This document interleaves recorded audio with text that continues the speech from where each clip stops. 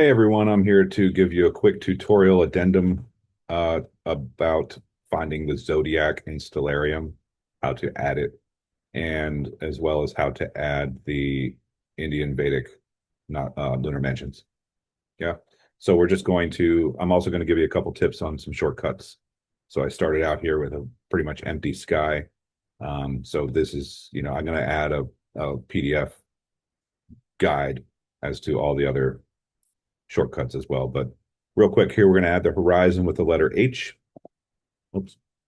All you have to do is basically just hit the letter H, and then the semicolon for the meridian, the comma for the ecliptic of date. You can see these little red spots are the solstice and equinox points. These are the solstice, Cancer, Capricorn, Aries, Libra. And then if you want to add the stars, you can hit S. If you want to add the ground, you can hit G. I have my ground set a little transparent. Very transparent. Why is it not showing up? Anyway, and then if you want to add the planets, of course, you can hit P. You can see here that this is tomorrow night. I think we're set for tomorrow night here with that sunset. Jupiter up here.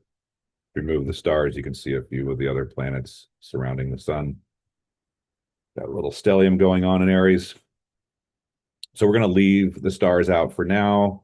We're going to go over here to Sky and Viewing Options window, and we're going to make sure, well, normally it defaults to going to Sky. We're going to go to Sky Culture, and we're going to make sure Modern is checked over here, and then we're simply going to click Zodiac. And the Zodiac has an option of brightness of its lines to be from 1 through 5, thickness, I suppose you could say. We'll put it at 2. And here you can see the glyphs inside each of the signs. You can also change that from the glyphs to native, Cancer, Gemini, Taurus, Aries, Pisces, Aquarius, Capricornus, Sagittarius, Scorpius. Yeah, Libra, Virgo, yeah. So we'll leave it like that for now. We can also change from modern to Indian Vedic. There's also the nakshatras, but we're going to do Indian Vedic just to show what this looks like. These are also, you can turn on the lunar stations or not. You have to click this to add the lunar stations. And you can turn off the modern zodiac here. Yeah, so these little check marks allow you to do both or one or the other. So we're going to add lunar stations. And again, these can be translated or the actual